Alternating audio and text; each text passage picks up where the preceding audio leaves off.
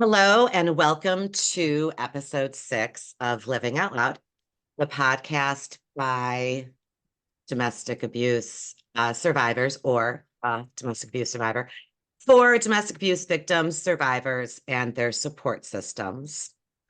Today we have a guest, and before we start with our topic, which is a really good one, I want to tell a little story. I want to tell a little story about how we came to have this guest. So Is originally, this 40 years ago? Wait. we're gonna get there. It's Okay. like 30, it's like Oh, 37. Jesus. Oh, I know, right? I know. So I ruined the surprise. Okay, I'll shut up. Go ahead. no, you didn't really surprise it all. You didn't because it's such a great story. So when I originally wanted to do this topic, the person that was going to participate in this episode was actually my therapist. And she was all into it, and she's great, and I love her. And she's really been like, a validating person in my life. And then she realized that her coming on here would be, it would not violate the ACA, but it was a gray It's area. sticky. It's really Yeah, sticky. Yeah. it's sticky. So it was kind of like a conflict of interest and what she referred to as a dual relationship, Mm-hmm. which would be like me, honestly, being her patient, Mm-hmm. and then being on here. So I fully understood that. But of course, my initial reaction was like, shit, I really want to do this topic and I didn't want to take a week off and I didn't want to do something I didn't want to do. So I texted my good friend and neighbor, Heidi, and See, I that's why I said, wasn't sure. So you guys are in the same neighborhood. Okay. Yeah, yeah, she's across the street. I yeah. was with her Okay. last night. Oh yeah, she's across Okay. the street. So so I texted Heidi, who is in the field. Um, and I said, do you have any like therapist friends that would want to come on the podcast to talk about this topic? I hate to make it last minute, but I really don't want to abandon it. And she said, let me reach out to my friend Katie. And I said, okay, please do. And then she texted me back and she said, Katie said, yes. And then she sent the two of us a text and was like, Ellen meet Katie, Katie meet Ellen. And then she sent me your LinkedIn profile. And I took one look. I didn't even open the profile. I took one look at your name and I was like, Katie fucking Miller. I was like, holy shit. And Mm-hmm. so I texted you and I was like, Katie, It's it's Ellen Ellen. Berger. It's Ellen from middle school. And so we went to, and we were friends in middle school. Mm-hmm. And this is just like so wild to me because it's like, it was such a great, like, happy coincidence to me. Mm-hmm. And so when we talked yesterday and we were just both like, like, I Uh-huh. mean, frankly, even though, I would have loved to have my therapist on, right? Um, it just shows that sometimes like when things don't work the way you want them to, right? Mm-hmm. And you hold on kind of too tight to them, Mm-hmm. not knowing that, oh, wait a minute, Yeah. like here's a whole other thing that I didn't even Here's think an about. awesome little nugget that's happening right now simply because, Right? yeah, yeah, yeah, totally. Yeah. Mm-hmm. And so I was just like I told you yesterday, I was like so jazzed. I was like, this couldn't have worked out better if Mm-hmm. I like scripted it. And, and we won't go down the rabbit hole of middle school, but I will say one thing. I was telling my son this story and I said, from middle school and all this stuff. And he was like, wow, that's wild. And I was like, oh my gosh, when we were in middle school, I think we were in eighth grade. Was it eighth grade? And I said, I don't know if we were in our homerooms or in our English class or whatever. Remember, we watched the Challenger launch live Oh, yeah. because Krista McAuliffe was like the teacher that had been Yes. chosen And to they be on let the us go for a shuttle. half day that day, remember? Because it was so, yeah, I Well, remember. because we're sitting there watching this Yeah, thing, yeah, right? And it blows up. yep, And I think all of us were like, was that supposed to happen? Like yeah. we didn't really Wow. know remember? And we didn't really know what was going on. Yeah. And, back then, I mean, if we were in 8th grade, it was what, 1985? Yeah, right around there. I mean, that's not when schools were equipped with school psychologists or No. social workers or, And we so didn't I even don't have a social work department back then. know. No. And I don't think the teachers knew what to do. I mean, I think they were just as stunned Yeah, and of course they were. They're probably horrified. younger than So us. they did let us go early. I was trying to remember. See, they did, because here's my memory of it, right? We all Mhm. ended up at Pizza Hut. Do you remember? I went to Pizza Hut. On I don't know if Delaware, my mom would have allowed that. on Delaware But Avenue, like I remember a whole group of us, and Colleen, who we were talking about, who is a friend right. of ours, she was like, because it was also AIDS was hitting the world, and now the Challenger blew up, and she had a complete meltdown in Pizza Hut. And there was a bunch of us like in all different tables, like a bunch of us had gone. Maybe you didn't go, I but don't know if I did or not. I remember she had I a huge, like pretty dramatic meltdown, which was not her jam. She isn't usually like that. That's Um, so sad but that that that profound, oh my God, to be that young, and makes me think of our young kids during COVID. I wonder if it well, was, yeah. yeah. Yeah. Mhm. And and it's just wild to think about it now. Like we were saying, when we were in high, I mean, I have absolutely no problem saying how old I am. I'm 51, almost 52, by the Mhm. way. And so this was 38, 39 years ago. Yeah, because we were born the same year. We were in the same grade. Yeah. 72. Yeah. Yeah. Me too. And sometimes they will bring up the Challenger Not as much as you think they would. explosion.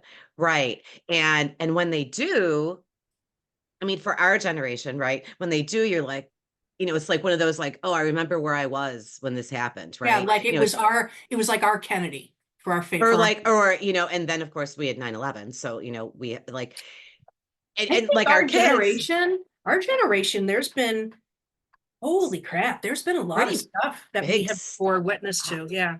Yeah. Including the internet, and that, the internet, I mean, that whole change in the world. Don't get me started. I mean, it's like, Don't make me sound like my parents. exactly. You're so Right. mean, Ellen. Why are you making me I sound like my mom?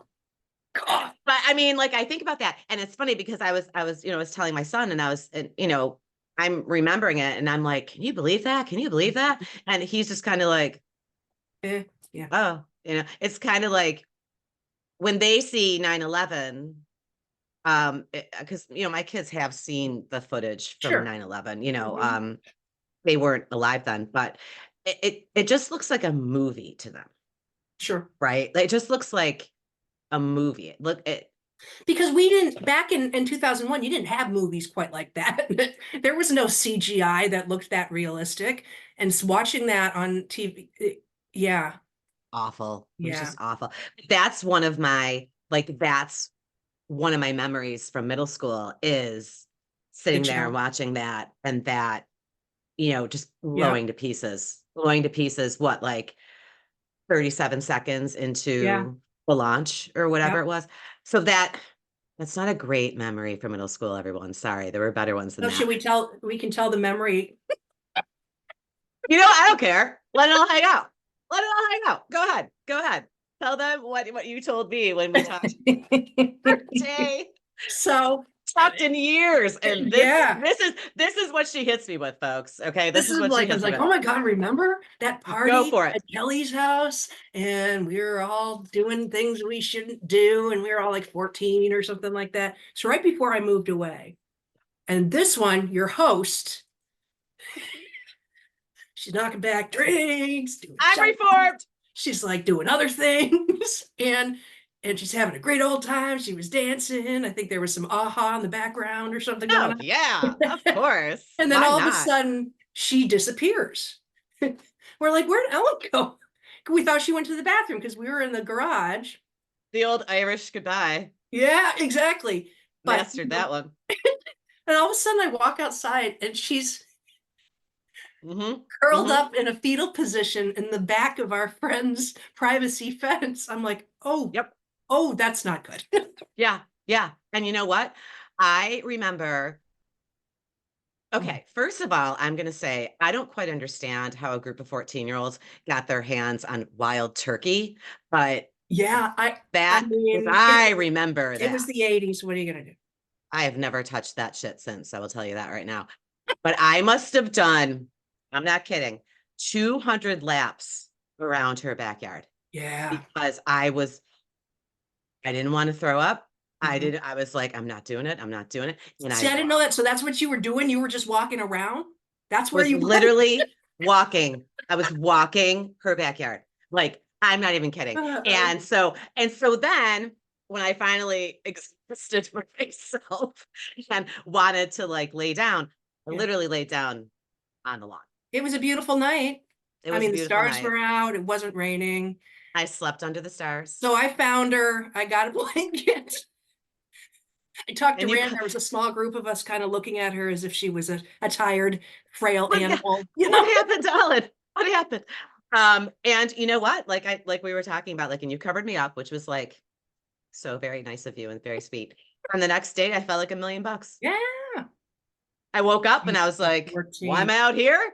Yeah. And then I went inside and I was like, hey girls. I You're like, mean, I want pancakes. Yeah. It was a I was like ready to go. All right, what are we doing today? Oh my goodness. That's one of my So, favorite memories of you.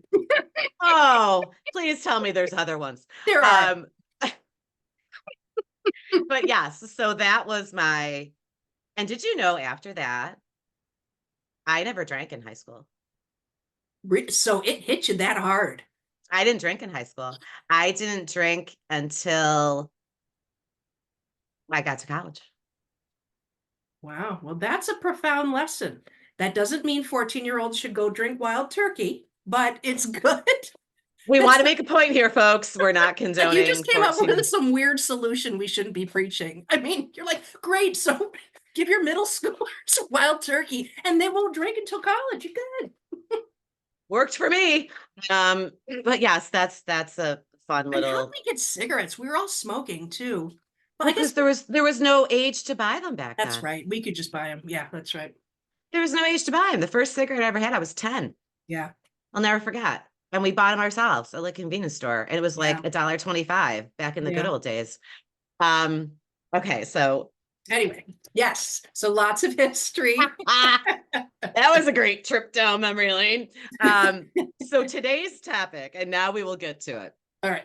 before we go too far down the rabbit hole, which we kind of already did. So, and listen, I'm not talking about anything that I wouldn't tell my kids as well. Like, Same. I have no problem telling them stuff like this as kind of like, cautionary tale, Mhm. cautionary tale. Well said. So it doesn't bother me at all. So today's topic, which I'm like really excited about because like we were like we'll get into it like we were talking about the over prevalence. Mm-hmm. Today's topic is narcissism Mm-hmm. or narcissistic personalities, whatever you want to say. And before we actually really Hold on, I just have to plug in my computer. where'd you go? I got overwhelmed. I had to leave. No, I'm back. No. I just had to plug in my computer. So first, before we start, you are a licensed Sure. practicing Right. social worker. So actually my degree is an LMHC. So I'm licensed in New York State as a licensed mental health counselor.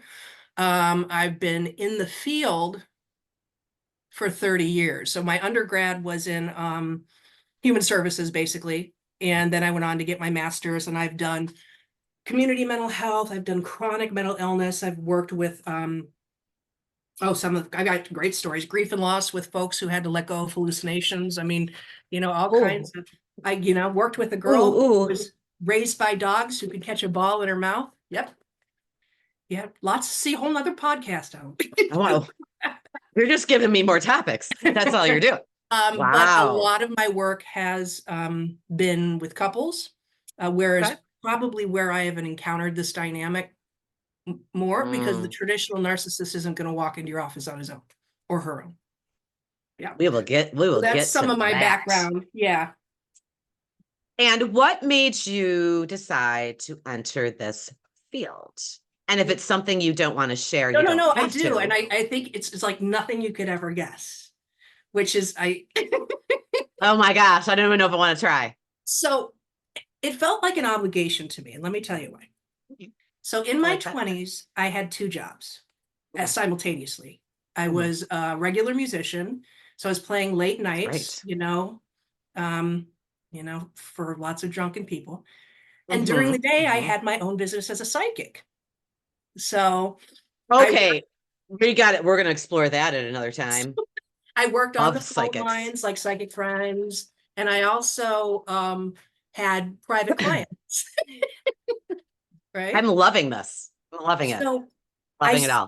oh my gosh, I think I was 20, 23. I did that until I finished my undergrad when I was 28, and then I went into the field. Yeah. So, um, and so I, Were you a charlatan psychic or were no, I'm you actually pretty good. called?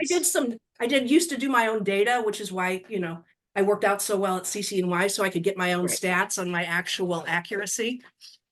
And I was usually about 82, 83% accurate on all my predictory stuff. So Ooh, yeah, we're gonna but, talk. We're gonna talk.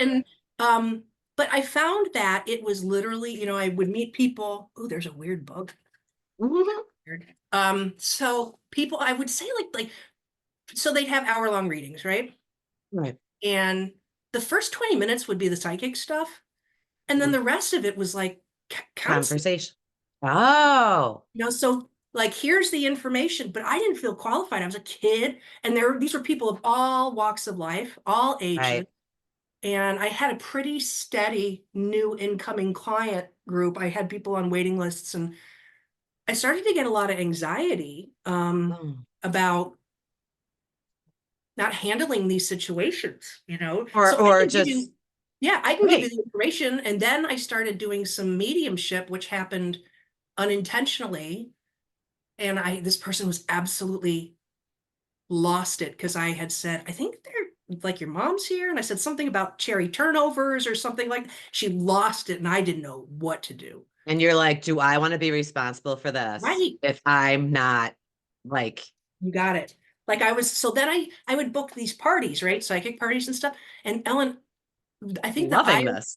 the I'm eye-opening loving it. moment was I had a party booked. There was like 30 people there. And the thing would be like, I'd go in a room, they'd set up a room for me, and the people would come in and out, right? Mhm. I had a panic attack, and I didn't even know what that was. We never talked about that stuff when nobody ever had No. anxiety attacks or panic attacks. And I'm not saying that that didn't actually happen. Oh, they I'm just did, saying but they that weren't identified. nobody knew No. what they were. Yeah. It was So just, oh, I you're freaking called the out woman on my flip Motorola phone on your with the landline. antenna. Ah, Right. this And is I by bailed. far my most favorite episode so far. Oh, So go on. Keep going. Keep going. and this poor woman had a house full of 30 people, and I Mm, bailed. I bailed, and I felt terrible. I felt so bad. She never called me back for another party, obviously. understandable. Yeah. So I had not finished my undergrad. I was all over the place with that. The longest undergrad ever, right? So I was like, It I was gotta a get some more. journey. It Yeah. was a I was like, I journey. gotta get some more information. So I enrolled in human services.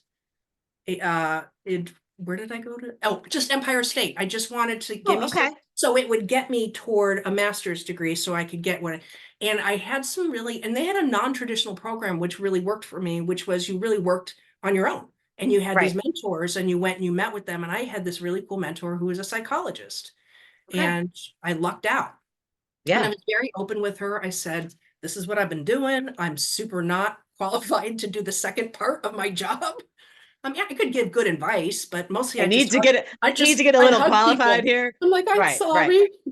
And then tell their parents, their dead parents to go away. But, other than so anyway, Anyway, I had to go to school because, so you had a really kind of varied path mhm, to what brought you to what you're doing now. mhm, yeah, I think, listen, life experience I will not get on my soapbox about whether or not kids at 18 should immediately go to college. I won't do Yeah, that. right. I think Um, we probably have the same opinion on that. we'll be here all day.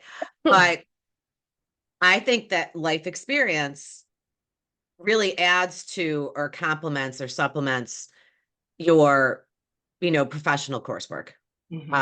Especially in something like this, right? So, okay, so I love that whole story, especially Yeah. the psychic part. Yeah. So I had to go to school because I had to do it right. You had to do it right. And, if there are people who were, I mean, people listening to you, so they're taking your words. It's terrifying, actually, Ellen. And the first time I experienced that, because I experienced it, I'm in practice now. So I see average, 6 to 8 clients a day. And these people come in and you can see them just look at you like, I'm going to do anything you say, which is a kind of Just a fix segue me, to right? one of the Solve worst it. culprits are narcissistic therapists. And I've seen that, and that's terrifying because these people just come to you and they're like, I will do anything you say. And I I don't even want to remember, think about that. yeah, I remember being in my 20s and seeing that look on people who were my age now and going, I don't listen to me. I don't, I'm like, don't look at me like Whoa, that. I'm whoa. like, look, Hold phone. after this, I'm gonna go have a bonfire and get drunk. You don't listen to me. I'm gonna play my guitar till the sun comes up. Don't. Oh my gosh, this is just too fun. Okay, so not funny, but enjoyable. I'm gonna stop Yep. fucking with my bra strap that keeps showing, and I'm just gonna leave it there. Oh, So is I that hope what you're everyone's doing? okay with that. Or- Yeah, because it keeps like popping out, Yeah. and the other side it isn't. Anyway, okay, that's a whole other issue. So let's Or you get just pull to it down on your shoulder completely. it is such a great idea. Why wouldn't I think of that? That Just is a take it great off. Yeah, idea. there you go. Take your arm out. Yeah. Well, Big okay. Anyway, bucks. That's why I get the big anyway, bucks. well, I'll put my camera up so we don't see my. So, what is Mhm. narcissistic behavior or narcissism or a narcissistic person? What is? Okay. Well, number one, Let's it's go. overused.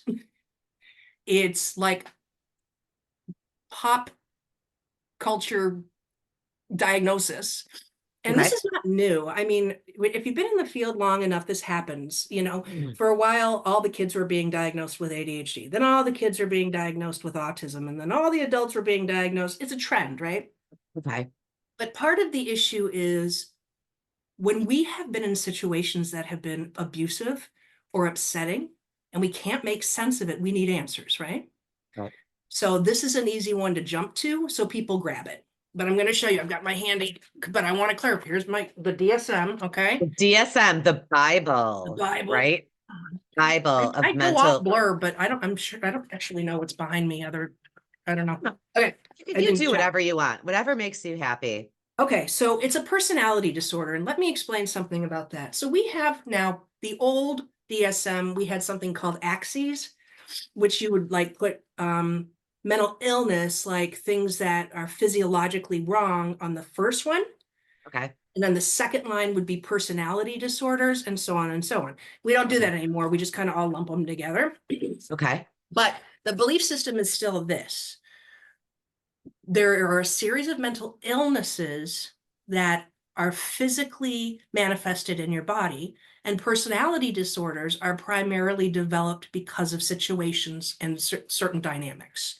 Okay. So it can, like, where depression can't really be unlearned. I mean, you can like learn a lot of skills, take some medicine, stuff like that. But Coping, right? Coping. You got it. But personality disorders have to be untangled. Yeah. And that's where you come in. I always use the idea of, well, I think let me stop there. The problem is there's some personality disorders that never think they have a problem, so they don't come in.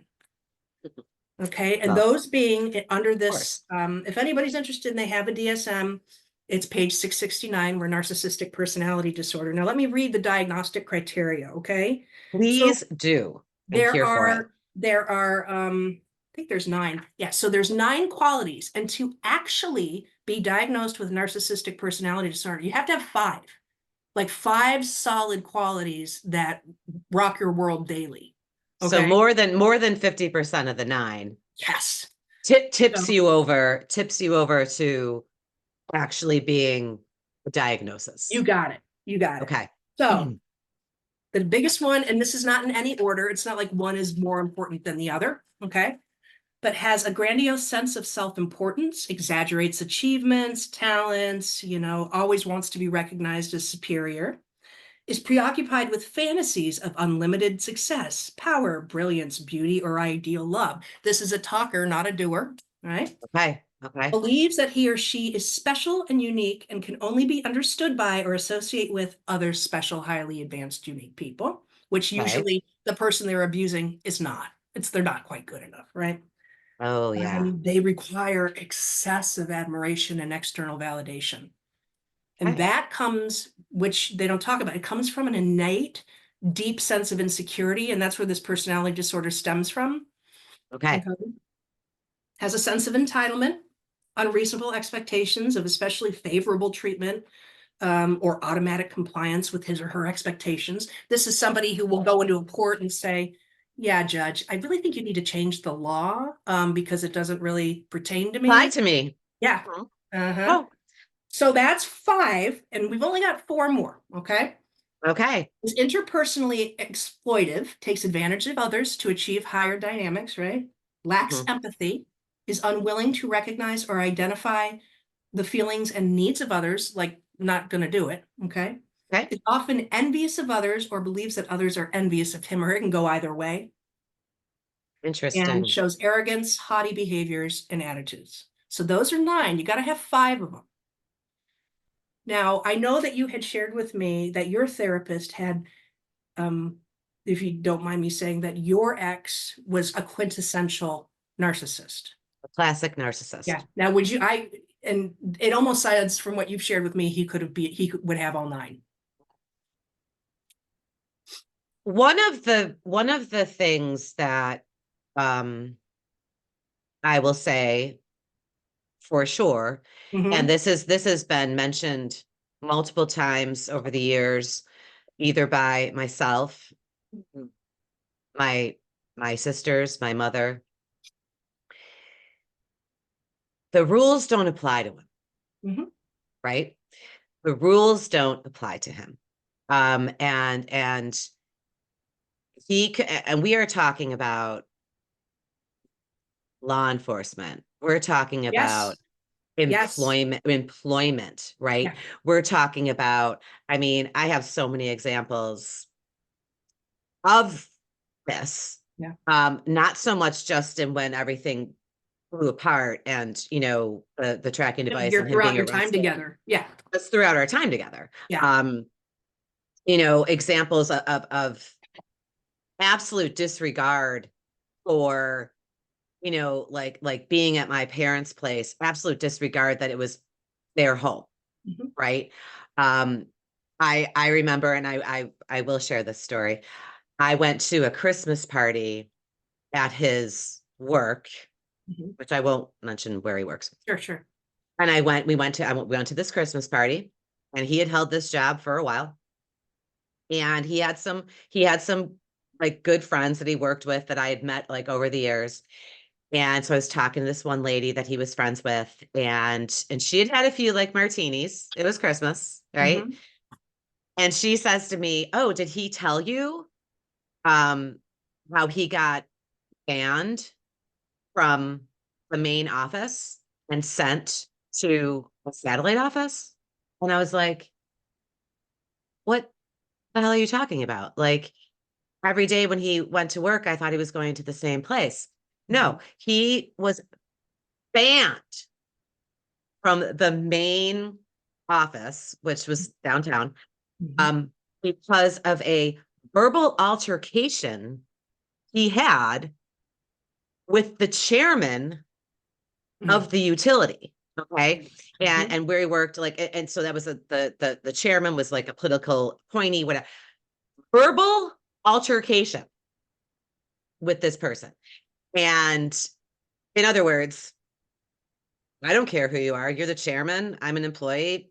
I don't give a shit. I'm going to say whatever I want to you. Yeah. Dude got banned from the office and sent to a satellite office and never told me. Mhm. And so this lady who was telling me, she could tell from the look on my face, and she was like, oh my God, don't say anything to him. Don't say anything to him. She's like, don't tell him I told you. Oh, she's like, he'll be so mad at me. She's like, I thought you knew, and then she was kind of like, what do you know? And I was like, great, I'm his wife. And so of course I said something to him, like the second we got in the car to drive Yeah, home. sure. I'm like, when were you going to tell me? When were you going to tell me that you actually don't work where I think you work? And it had been months. And he was just never going to say anything. Probably because number one, he didn't think it was wrong.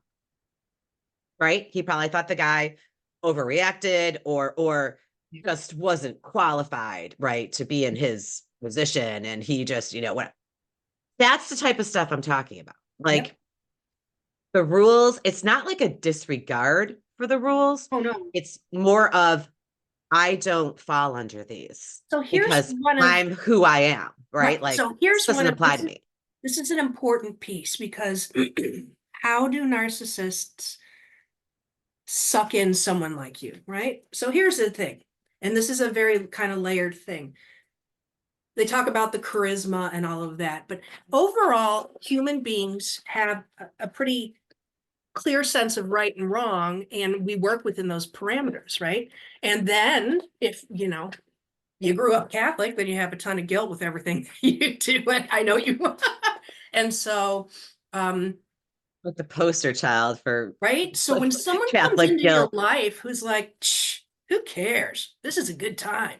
That can be really invigorating and freeing, and now does it backfire later? Absolutely. But initially they come in, they're charming, they're the antithesis of who you are. And so it feels like this wonderful gift that they're giving you of freedom to really express yourself. And there's some envy, you're like, wow, you're just wild. You just, whatever you want, you just do it. And that seems freeing to personalities like you initially. Um, and so that's one of the things, because 9 out of 10 people who end up with someone like that in their lives, they say, how did I end up here? First of all, it's death by 1,000 cuts. Don't ever. Literally have said those exact Yeah. So they're very wise. And for them, it's always about the next thing they can get, right? Including a partner. But it's death by 1,000 cuts. It's not like if he or who he were to your face the day you met him, Ellen, like he was the day you divorced him, you would have never gotten involved. And they're not stupid like that. It's grooming. They know how to groom, you know? And yeah, it was kind of, I have said this to myself before. Mhm. How is it that this worked? Because I'm no shrinking violet, right? Like Mhm. I throughout just my whole life, I mean, middle school, high school, college, I'm not someone who won't stand up for myself. I'm not someone who, I mean, half the time I say what other people are thinking, right? And then I get the side eye of like, Jesus. Yeah. I've never been timid. I've Nope. never been meek. Those aren't A the folks Dan- that they go after. Those aren't the folks that they go after. So let me explain it to you. oh yes, because I think I know where this is going. So that's too easy. That's too easy. So Right. if you know someone that's meek, that's in an abusive relationship, the likelihood that that person is a narcissist is pretty slim, Mhm. because the narcissist wants the arm candy. The narcissist wants the dynamic personality. The narcissist wants the one who can get up comfortably and address hundreds of people. They want that. That's a reflection of them, right? So they can go, guess what? That's mine. That's mine. That comes home with me. No, I literally just said to my sister yesterday because I was giving this some thought. Okay, like I read somewhere that Hold like on, let true me get not a pen because I want to hear you, but I don't want to lose my train of thought on that. Hold on, hold on, hold no, on. go for it. I read somewhere Mm-hmm. that narcissists, because of how they think of themselves, like you said, grandiose sense of self, Mm-hmm. right?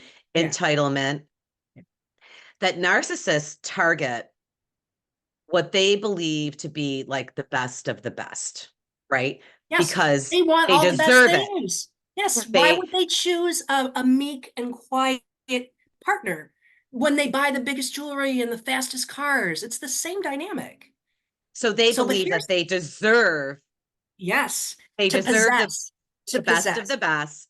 And then this, best of the best. I mean, that is a very that's like a beauty in the eye of the beholder type thing, Mhm. right? I mean, like whatever he saw in me that he thought was going to benefit him down the road or was going to level him without Mhm. him really having to do anything himself.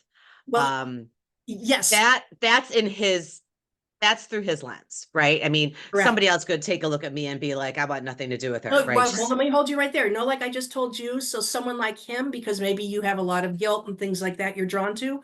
Someone like him's drawn to you because you have a conscience.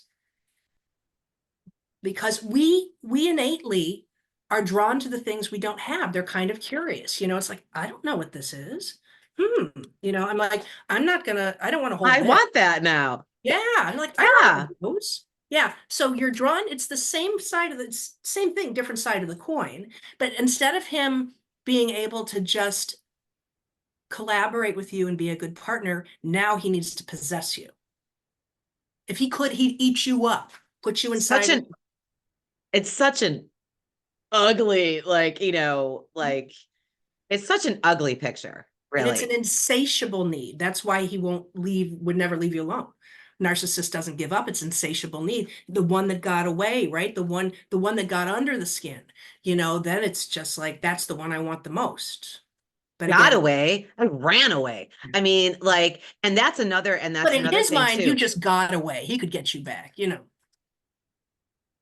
I wouldn't test it. Um, Right. but see, like I kind of had this realization that, and if he could hear this right now, he'd be like, she's fucking insane. She's crazy. Yep. Here she goes again. Blah, blah, blah, blah, blah. Well, guess what? I've got a whole bunch, reams of texts and emails and whatever that speak otherwise. But I just kind of had this like realization the other day. And I was like, you know what? He fought that divorce so hard because he was losing an asset.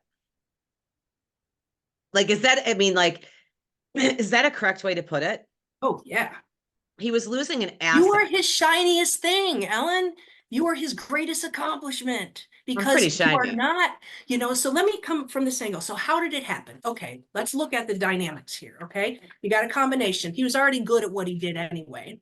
Hey, you were the hardest target he ever chose, but you had weakness and he knew it and you told him. That's the problem. Yeah, He because he was my boyfriend slash he was your husband, boyfriend. Of course, you're like, oh, let me talk about my guilt. Let me talk about the fact that I stay up night making sure nobody's mad at me, that I'm not being judged by someone, that I upset someone, right? All those good things, right? So that information now is your Achilles heel, your fears of abandonment, all of those things. And they take that information, wrap it up around their little finger, and they say, okay, I'm going to poke you with that little bit here. Things like, Maya, geez, Ellen, did you think you needed to say that to her that way? I mean, don't you think you hurt her feelings or something? You know, maybe you should have approached it this way. Next time, come to me and I'll help you, you know, because like you're my mentor. I mean, yeah, I will say I know what he used the most. great. And it is what I mean, speaking as mothers, because we both Hmm. are, Hmm. what's your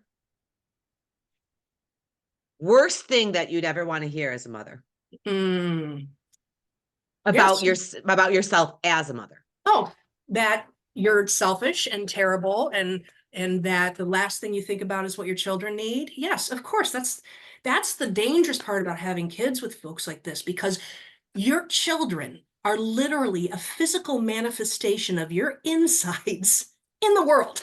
you know It's your heart walking around outside your yes. body And every day. you can't, and so people who are looking for your vulnerabilities, like you might have been able to finagle all that guilt and stuff like that, but once the kids were there, it's it is He had literally a whole other toolkit once the kids were there, that you right? nicely said Whole other whole tool. other toolkit.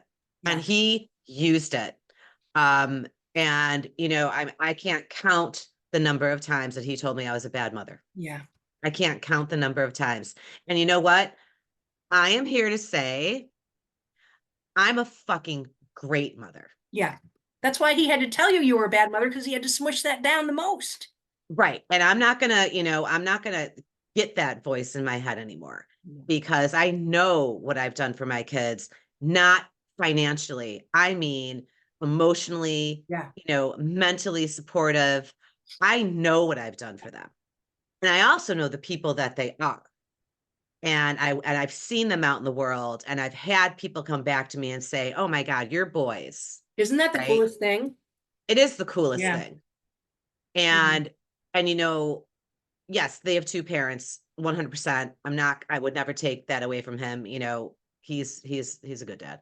But I was part of that too, right? Like I was part of that too. And so that one, so many times that was used, like so many times it was used while we were married. So many times it's been used since we've been separated, divorced. Gosh, you really must not care about them. Mhm. You really But must not care about remember, your kids. even to this day, and I think when people who are coming out of these kinds of situations, I have found it to be very helpful that the thing that they say about you that's the worst ever is the thing that is the brightest light that you have, and that's why he has to squish it. Yeah. So, Yeah. because that's the only way it works. It's your You're brightest right. light. Of course, you're a It's like wonderful mother. Yeah. it's finding your currency, right? Yeah. It's finding your fears, and Hmm. it's also finding your currencies. Hmm. So let me ask you this. Hmm. Let's talk about overuse of Oh, yeah, yeah. narcissism. Yeah, yeah. Because So, like you just said from the DSM-5, yeah. the Bible, this is So a let's talk about that. personality So disorder. there's a pocket of of person. I'm sorry, my chair's so loud. I don't know why. I can't even hear it. Oh, you can't? Okay, good. No, carry That's all on. I hear. Every time I move, it's like okay. I don't hear a thing. So there's a pocket of personality disorders that kind of can cross over. Um, they're similar, but they're not the same. Okay. So you have, for example, histrionic personality disorder. Now I'm going to go back a bit. Have you ever seen Postcards from the Edge with Shirley MacLaine and Meryl Streep? I haven't, and I know it's the story of Debbie Reynolds and Carrie It's Fisher, great. It's but yeah. I've never watched it. But isn't it the mom is just super So dramatic? she I know, like is, it's yeah, Debbie Reynolds, total histrionic personality disorder. So someone she's with so a cute. someone with that She's so personality cute. disorder, they put all their needs ahead of their, anybody else's. Okay. They're incredibly dramatic, overly, I would call it, I try to normalize drama with melodrama because people say, oh, another thing overused. I don't want any drama. Guess what? Life is drama. What you don't want is melodrama. You don't want a soap opera around. You know what I'm saying? Right. Exactly. Exactly. Hi. You want to say hi? So lots of melodrama, creating crisis, becoming the victim, looking for the savior. Let's see what else we got in here. But also the primary need is has style of speech that is excessively impressionistic and lacking in detail. Just lots of elaborate kind of stuff. Shows self-dramatization, theatrics, exaggerated expression. Um, however, is easily influenced by others. So all of these personality disorders where it becomes they are the center of attention. Right. Okay. So Because they all, they put yeah. themselves there. Now, primarily this comes from, okay. Let me see if I can say this without being too layered. Got two kinds of people. Okay. So you got same dynamic growing up. Say you have, because it's like domino effect, one light leans out. Say like you have a pretty self-absorbed, maybe an alcoholic parent, right? Okay. So your needs are not getting met. They're not necessarily abusive, but they're self-involved. They're very dramatic. They're, passing out. You kind of have to take care of yourself. When your brain is developing, all you know is that you need to survive when you're little. So if the parent in your life is incapacitated or they're self-centered, there's a little button that goes off the gun. I'm gonna die. You know, if this person doesn't take care of me. Okay. Right. So you grow up with this kind of brain development where, I need to take care of other people. So I can get validated, right? So I'm a people pleaser now, because if I take care of you, you'll take care of me, right? Not Okay. always true. Mhm. Not actually not true, because if you do anything out of fear, it always backfires. You've got to take care of people because it's in your heart, not because you don't want them to leave you. Side Right. note, It but can't be a transaction, right? It's no, because right. you want Can't to. be conditional. So one person grows up and they do this people pleasing bit, right? The other person grows up and does the exact opposite. That's the narcissist. I'm going to be Okay. self-involved. I'm going to take care of myself. I'm going to eat everything before anybody else can eat. I'm going to do this. Where the flip side of that is, I need external validation for, do you like me? Or I think you're mad at me. I don't know. It's the flip side of the coin. And that's why there's that draw, those kind of personalities. They're both very dynamic people. Um, Right.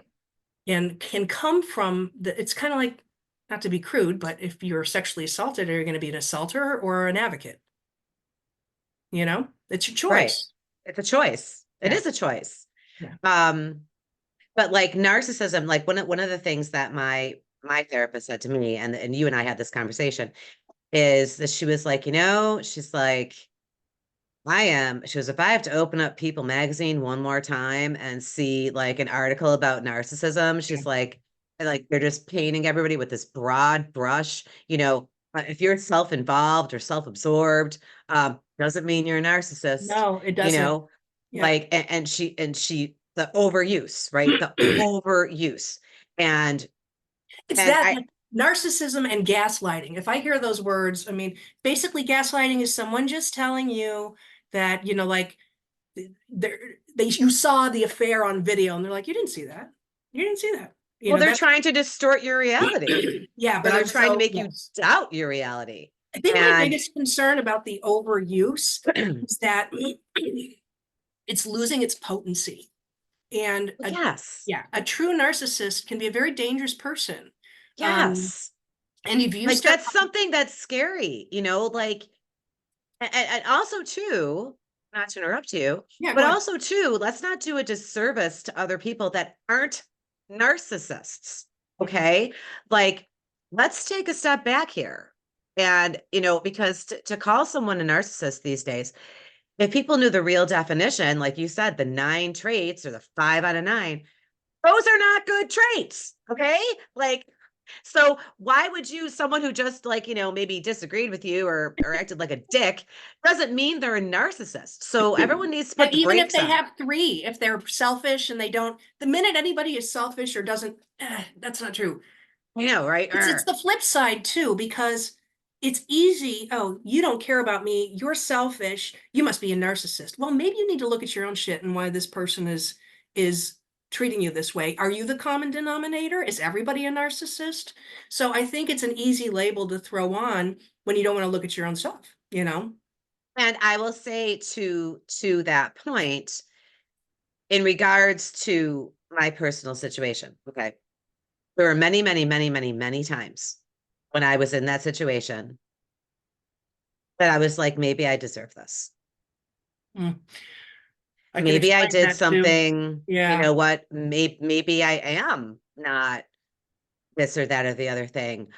Maybe I do deserve this. Like maybe I did. And I remember so many times to get out of like a cold shoulder, or to get out of a ongoing days long argument or whatever, that I would buy a card, right? I'm sorry. Like, I'm sorry. Um, you're right. I really should, like, and I would, it was to kind of end like the situation. But there was always going to be another one, Every time you right? gave in, you gave them more power, kind of like training a dog, you know? Yeah. And I was the dog. Yeah. So like, I did do that. And then after a while, like I said, I'm not a shrinking violet, and I'm not a, you know, meek person. And after a while, I took a look around, Yeah. right? I took a look around at friends' relationships. I took a look around at other people's marriages. And I remember being like, no, no, no, no, no, no, no, no, no, no. Like Yeah. this, something's not right here. Mhm. And when I make a decision, when I come to a decision, um, I come to a decision. Yes. And it was to him, maybe it came as a total shock. Yeah. To me, it was just very well informed. Mhm. Yep. That's how I felt about it. And I even had, I mean, I had people coming to me over the years here and there saying, I don't like the way he talks to you, right? Mhm. Or like, I don't like the way he treats you. Yep. Or why are you like, why would you like put up with that? Like, why would you let that happen? And honestly, these are at like family gatherings, social gatherings. Like, I'm gonna get in that conversation, Mhm. like, so I did. I came to my flashpoint. I came to my, you know, my come to Jesus moment, for lack of a better phrase. And I was like, nope, you know what? Not everything all the time is me. There you go. Just facts. Just talking facts. It's not possible. Of Not to mention when you're being like beat down, beat down, beat down, beat down, you try harder, course, that's right? how you're You wired. try Yeah. harder. So I did get to the point where I was like, yeah, fuck. Like, I mean, this is not even possible. So yeah, you do. You come to, this situation when you're like, nah, I'm Mhm. not buying this anymore. And it was kind of like coming out of a nightmare. Mhm. It was like waking up. Mhm. That's the best way that I could put it. And then when I woke up and people close to me, I told them that, we're getting a divorce, whatever, blah, blah, blah, separated. I've said this before. No one was surprised, right? Like my parents, when my dad was gone, but my mom was like, well, Ellen, I just didn't want to say anything, because you wouldn't have Yeah. listened to me. Mhm. Um, but so many like stories and opinions that came back and people saw stuff that I didn't see. And Mhm. one of the things my oldest sister said to me one time, not long after um like the separation and the divorce, she said to me, "You were mad at everybody and the person you should have been mad at." Yeah. Right? It's like you were mad at everybody except for the person who was Of it. course, that's how we have to. You can't be mad at him. There's too much to lose until you realize there wasn't. And the irony is that the person who is being consumed by that behavior, the one that's being abused, they're the ones with the power. They just don't know it. Because you know what? You don't need that external gratification. You don't need that shiny thing. He does. And unless he makes a conscious choice to change, he always will. So you have the currency, right? You are the currency. And he's nothing. And he That's how I never feel. was. He never was. You were the bright, shiny thing, Ellen. It was the bright shiny thing. No, you know what? It was like, oh, it's just it's so interesting. And so how do people, like, if anybody is listening to this right now, let's hope there's at least one person besides our immediate families who are listening to this. Are we like Um, fully live right now? no, no, no, no, Oh, no. We're recording right now. I'm like, wait a second. We live. You're gonna grab your guitar, maybe do a little ditty. Yeah. Um, Wait a second. Let me get my ventriloquist done. hold on. No, but so say someone listens to this and Yeah. hears something that sounds very, very, very familiar Mhm. and says to themselves, okay, wait a minute, wait a minute. Um, this sounds like my partner, right? Like this sounds like, how do you combat it? I have a very, very specific way, and I've watched people. Actually, recently I had a couple, and I've had two couples, and actually the wife was the narcissist, and Okay. these men were completely beaten down. They walked into the session dragging the wife, and they are hysterical because the wife has said, "You have not been meeting my needs, and I've been telling you over and over again, you have not been meeting."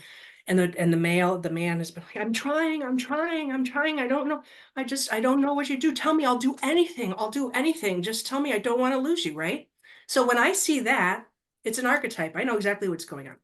Right. You can interchange the genders. I've had it with two women. I know what's going on. So what I do if they want to now 9 out of 10 times the couples therapy stops and the person who's being abused stays. Actually, right now I think my record's 10 out of 10 because I've had 4 situations like this pretty identical in the last few years, Okay. and it's resulted in divorce, but not because you think. So this is the skill set. So if they come in as a couple, Mhm. um, the narcissist doesn't like what I ask them to do. So they eventually either say I'm horrible and, like, oh, well, she's no good and I don't trust her. I have them start doing some activities. When you get to a place where all your decisions are being made out of fear of loss, fear of losing your children, fear of being belittled, fear. You start to not just second guess, but triple guess to anticipate what you need to do to not have a conflict happen, right? So I literally had this one couple once. It was so bad that they had gotten to the point where the assuming had become so chronic that she'd ask him what he wanted for dinner.